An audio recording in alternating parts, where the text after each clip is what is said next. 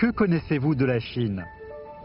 Les 9,6 millions de kilomètres carrés de son vaste territoire ou les 3 millions de kilomètres carrés de ses immenses mers? Ses paysages aux 4 saisons alternées ou une symphonie de glace et de feu? Quittant le sol et planant dans le ciel tel un oiseau, vous aurez une vue au-delà de votre imagination. On part pour des endroits ordinairement inaccessibles, afin de voir des merveilles réservées au ciel. Vu du haut, même les paysages les plus familiers changent sur cette terre où se déroulent nos vies quotidiennes.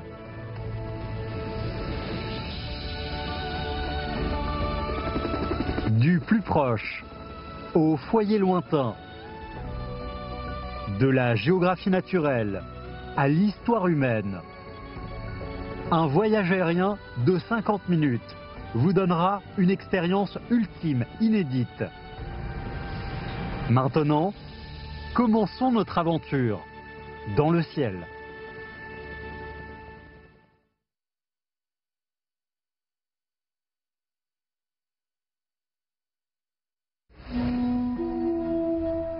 Le Xinjiang est la province chinoise ayant le plus vaste territoire et dont la superficie est 101 fois plus grande que celle de Beijing. La cordillère du Kunlun se situe dans le sud, les monts de l'Altaï au nord et les monts Tian Shan au centre. Entre eux, on retrouve 2 des plus grands bassins de Chine. Notre voyage aérien commence depuis les monts Tian Shan. Nous allons explorer les fleuves qui sont le berceau des êtres, admirer le pic Bogda à plus de 5000 mètres et visiter le lac Tianche dans la neige et voler vers l'ouest jusqu'à la plus grande steppe du Xinjiang.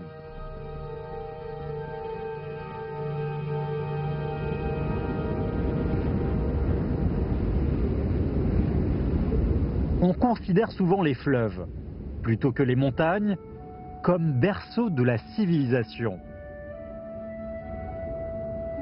Or, quand il s'agit d'une cordillère de 2500 km de long qui traverse 4 pays différents, il n'en va pas de même.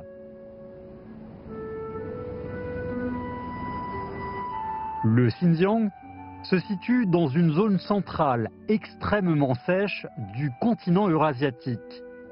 Environ 10 000 glaciers sur les monts Tian Shan conservent une eau abondante, tel un gigantesque réservoir solide. Plus de 370 fleuves et de nombreux lacs y prennent leur source. L'eau a changé définitivement le destin de cette terre aride.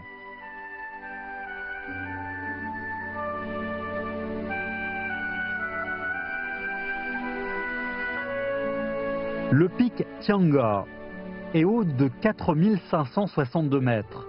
Comme il est plutôt facile à grimper, beaucoup d'alpinistes le choisissent comme point de départ de leur aventure dans les montagnes enneigées. Pour eux, la vraie destination, c'est le pic Bogda, à 135 km de là.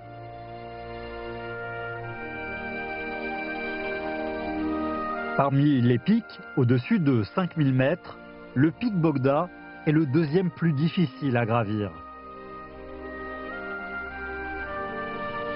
La dégradation de l'atmosphère et la multiplication des activités humaines accélèrent la fonte des glaciers. Pour les protéger, le pic Bogda n'est plus ouvert au public. Le contempler au loin est sans doute la meilleure façon de l'apprécier.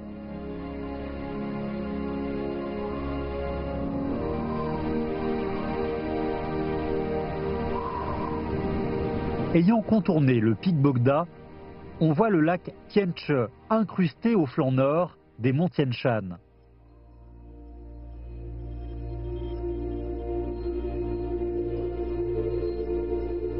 Le lac Tianche, situé à plus de 1900 mètres de haut, est un lac alpin typique. Il alimente les fleuves à l'aval avec la fonte des glaciers et les pluies. De haut en bas, une image vitale s'étale progressivement devant nous.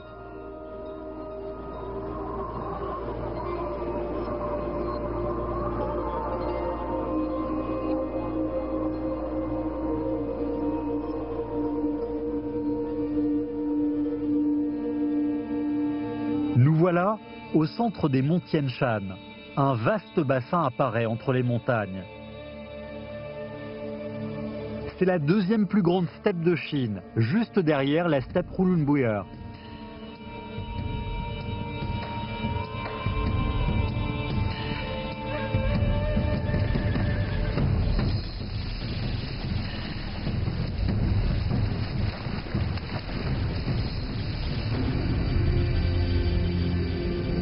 Sur la steppe plate, une toute petite force suffit pour faire dériver un fleuve. Le fleuve Kaidou, formé par la fonte des monts Tian Shan, est long de plus de 500 km et possède plus de 10 000 coudes. Au coucher du soleil, si on trouve le meilleur point d'observation, on peut même voir 9 reflets de soleil.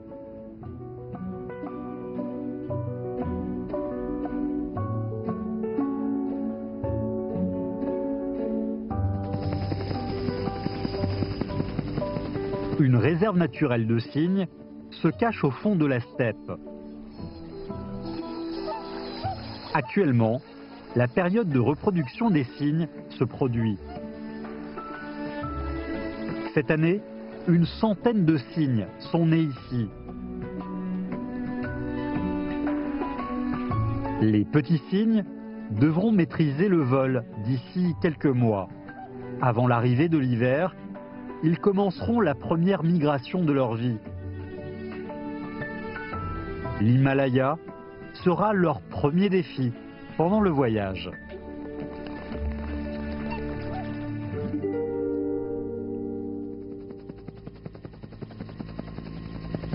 La pente nord des monts Tian Shan est une région féconde avec beaucoup d'oasis. D'Urumqi à Shireze, on survole une région aux couleurs variées.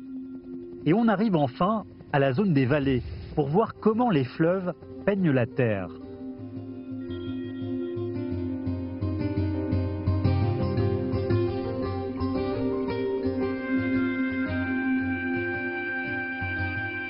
Urumqi est la métropole la plus éloignée de la mer au monde. La mer la plus proche est à 2000 km. Mais elle est aussi la métropole la plus proche des glaciers, qui l'approvisionnent à une centaine de kilomètres.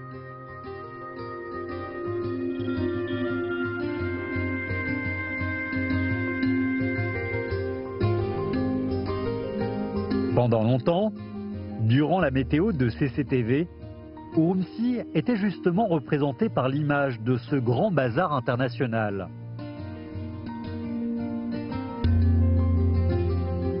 Le mot bazar veut dire marché. Comme le dit un proverbe local, on peut tout trouver dans le bazar, sauf ses parents.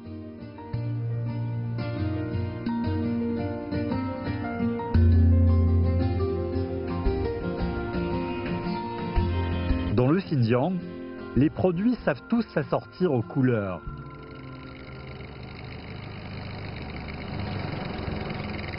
En septembre, le coton de Shireze est le premier à monter en scène.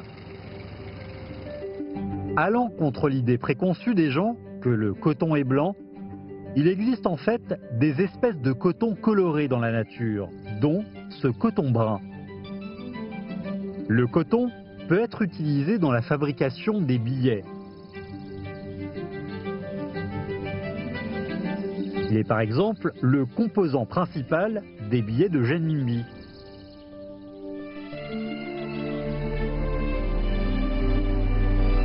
Shireze est une ville très ensoleillée. Chaque année, le coton produit ici peut remplir 9000 camions.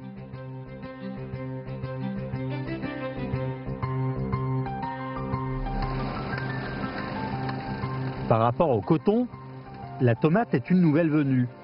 Elle a été introduite au Xinjiang il y a seulement quelques dizaines d'années. Les cultures rouges, comme la tomate, préfèrent le soleil abondant et l'écart radical de température. Dans le Xinjiang, le soleil brille plus de 2500 heures par an et l'écart de température entre le jour et la nuit peut atteindre une dizaine de degrés, ce qui rend cette région idéale pour la croissance des tomates. Aujourd'hui, le Xinjiang est la troisième plus grande base de traitement de tomates, derrière les États-Unis et l'Italie. Une bouteille de sauce tomate sur 4 dans le monde est produite ici.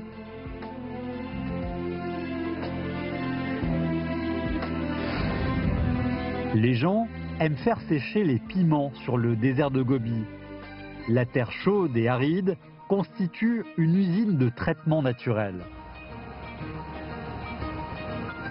Les piments ne veulent pas tous se faire manger. Ceux du Xinjiang aiment surtout la beauté. Ils sont donc transformés en pigments pour fabriquer les rouges à lèvres.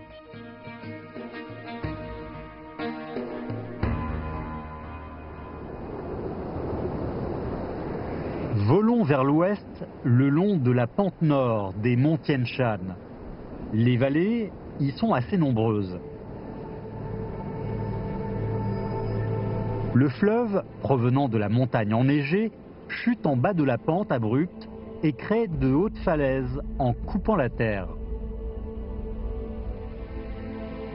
Vu du ciel, le canyon d'Anzihai est le plus riche en couleurs. Le fleuve brasse les grès et les mudstones de différentes couleurs, réalisant ainsi une peinture abstraite sur la terre.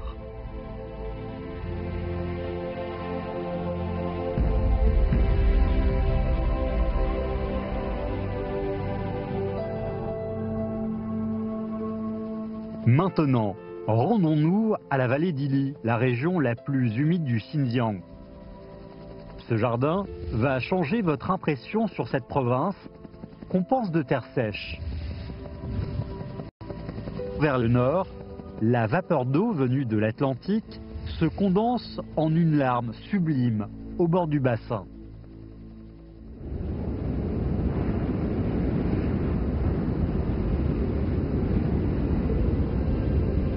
L'Atlantique, à des milliers de kilomètres d'ici, déploie sa magie dans la vallée d'Ili. L'ouverture de celle-ci vers l'ouest recueille autant que possible la vapeur atlantique.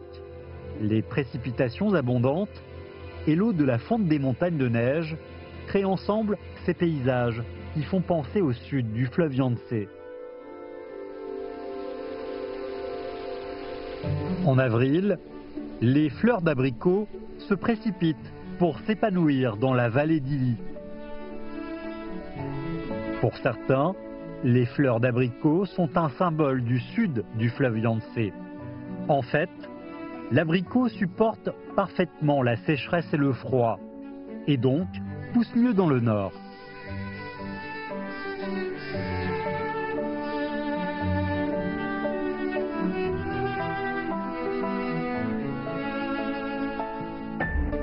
Les fleurs d'abricot s'épanouissent pendant seulement une semaine.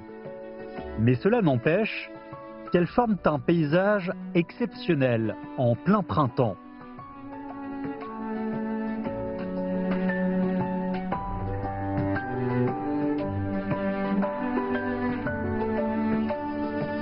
La vallée d'Ili présente des merveilles différentes dans chacune de ses parties.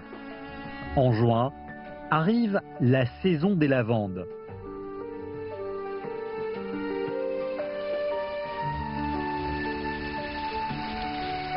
Avant les années 60, toutes les lavandes en Chine étaient importées. Pour changer cette situation, des expérimentations ont été menées dans plusieurs provinces et seules celles réalisées à Ili ont été une réussite. Aujourd'hui, 95% des lavandes chinoises sont produites ici.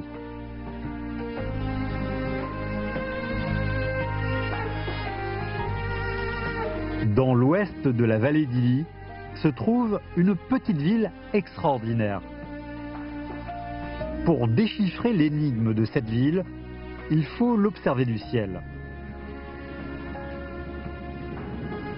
La ville s'est inspirée des 8 trigrammes. Il y a plus de 70 ans, le chef du district de Tékès a fait traîner des charrues par 20 bœufs à partir du centre pour tracer l'archétype des routes de la ville, basé sur les 8 trigrammes. 8 routes principales et 4 rocades relient toutes les rues de la ville.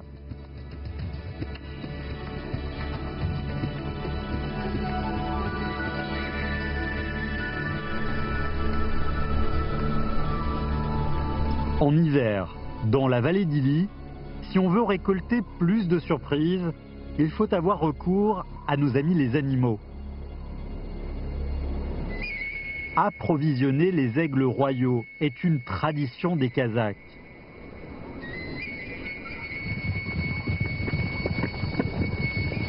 L'aigle royal est l'un des oiseaux les plus féroces du monde. Son envergure de 2 mètres lui permet de planer facilement. L'aigle royal a aussi une vision 8 fois plus sensible que l'homme. Rares sont les proies capables d'échapper à ce chasseur habile, dont la vitesse en piqué atteint environ 320 km/h.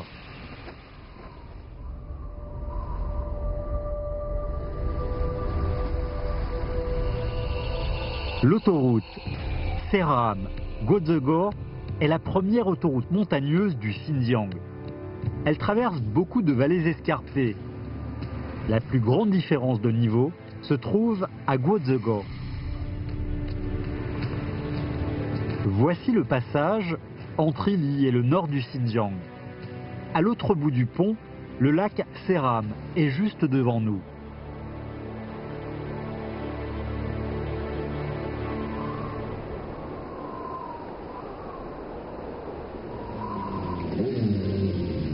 Le tour du lac se tient chaque année au tournant du printemps et de l'été.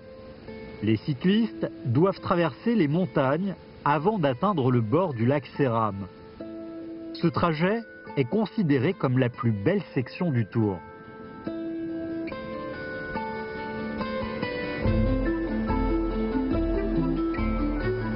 Le lac Seram est le produit de l'orogénèse himalayenne. À l'époque, beaucoup de massifs se sont surélevés et de nombreux bassins se sont formés entre les montagnes, dont le lac Seram. Il est devenu progressivement un lac fermé sur la montagne. Aucun poisson ne peut vivre ici. Seuls très peu de microbes subsistent.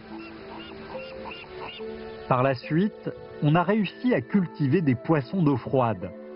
La multiplication des espèces de poissons fait venir de plus en plus d'oiseaux attirés par l'odeur de la nourriture.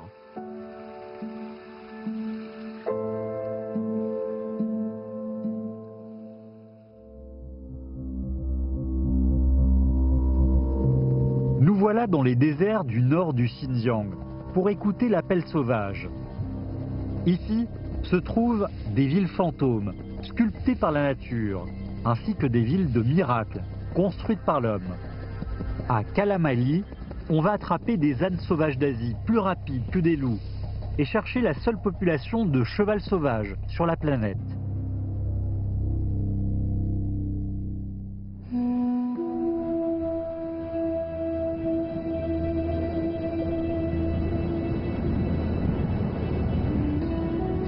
Il y a plusieurs villes fantômes au Xinjiang.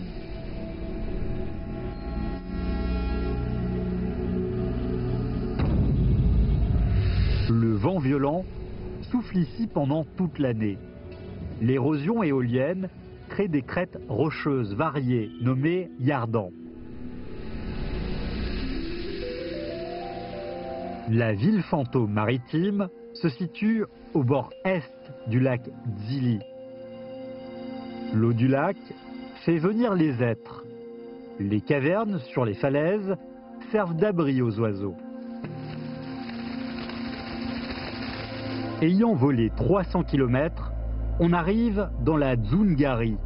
Une autre ville fantôme s'étale sous nos yeux.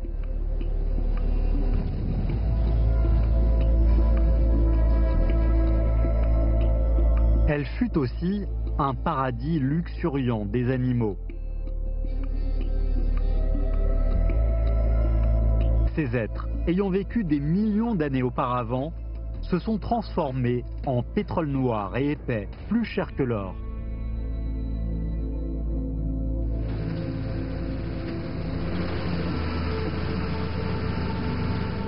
Avec l'exploitation du pétrole, une ville est née dans le désert. C'est Karamaï.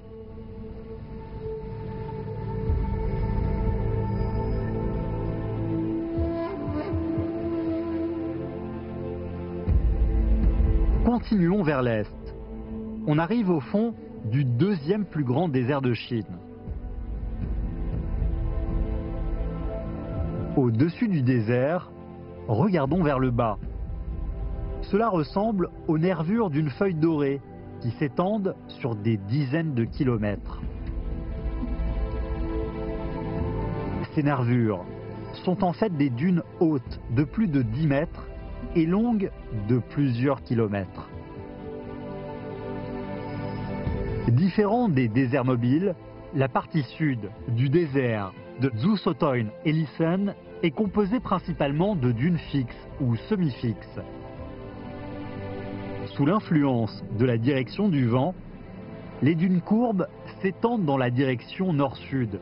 Vues du ciel, elles sont comme des branches flottant librement sur la terre brune.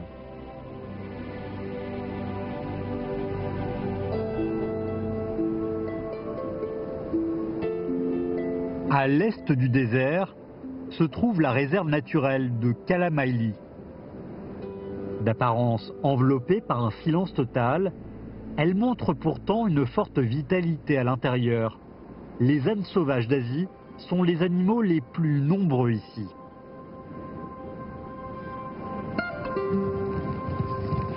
En hiver, les ânes sauvages forment un grand groupe.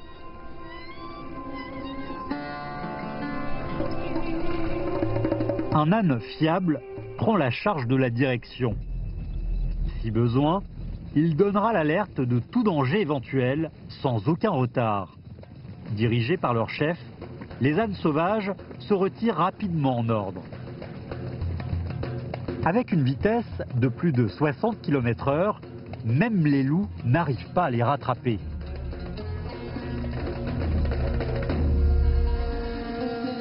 Vous pensez peut-être que c'est aussi un groupe d'ânes sauvages. En fait, c'est la seule espèce de cheval sauvage existant sur Terre. Le cheval de Przewalski vit depuis déjà 130 000 ans. Ses jambes noires le distinguent des ânes sauvages. Le cheval de Przewalski avait disparu en Chine durant une certaine période.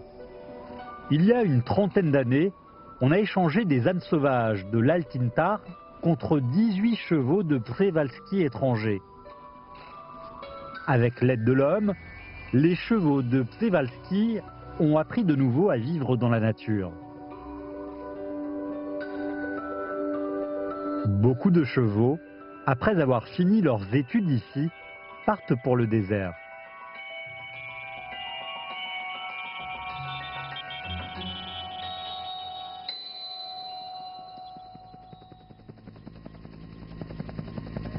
Volant le long de la montagne de l'Altaï, allons recueillir les histoires entre l'homme et la nature. Sur la montagne enneigée, explorons l'origine du ski et observons le lac Kanas, où vit un animal monstrueux, selon la légende. On va aussi apprécier l'habileté rare des pêcheurs du lac Ulungur, puis suivre les bergers kazakhs dans leur voyage vers d'autres pâturages.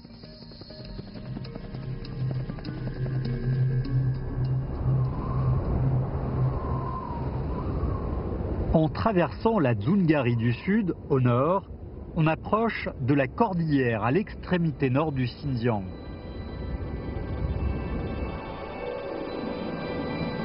Ici se trouve l'étage nival le plus bas en Chine. Les neiges éternelles commencent dès 3000 mètres.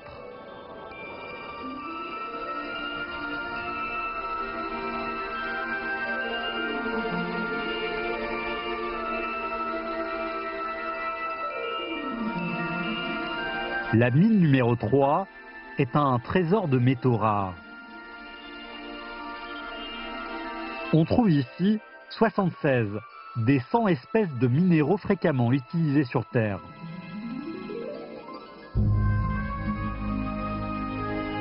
C'est grâce à ces métaux rares que les vaisseaux spatiaux Shenzhou ont pu voyager dans l'espace.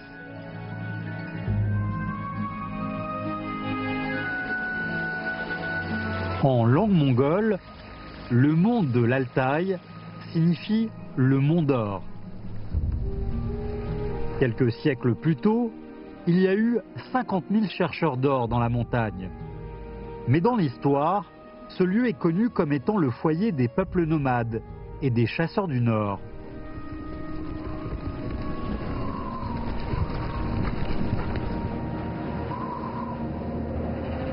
Il y a plus de 10 000 ans, les gens marchaient rapidement sur la neige, avec leurs pieds sur des planches pour chasser leur proie.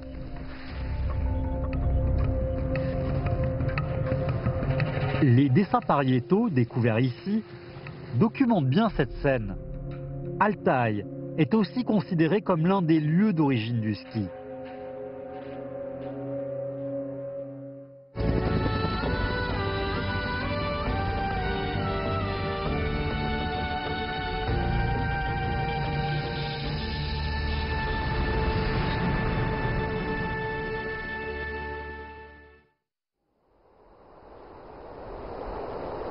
Les forêts épaisses de la montagne de l'Altaï couvrent un lac tranquille en apparence. La profondeur du lac Kanas atteint presque 190 mètres. Là-bas, c'est tout un monde inconnu.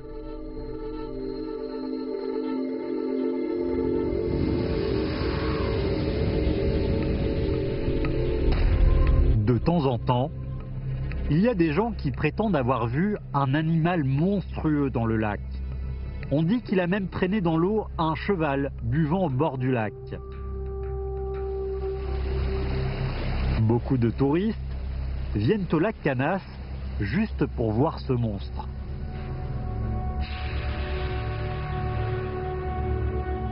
La plupart des scientifiques pensent que ce monstre est probablement un Ruchotaimen qui vit dans la profondeur du lac. Ce poisson est long de 2 mètres environ.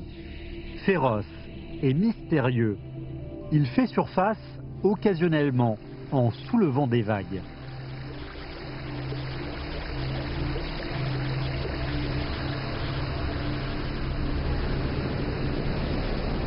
Le district de Furai, au pied de l'Altaï, est la plus grande base de pêche naturelle du nord du Xinjiang. La pêche est interdite en mai. L'Hypomessus holidus est la seule espèce autorisée à être pêchée. Ce poisson est assez petit et sa vie ne dure qu'une année. Or, sa fécondité est surprenante. Le crépuscule est idéal pour la pêche. La plupart des poissons restent en eau profonde. Seul l'Hypomessus holidus peut venir en eau peu profonde pour aleviner et chercher de quoi manger.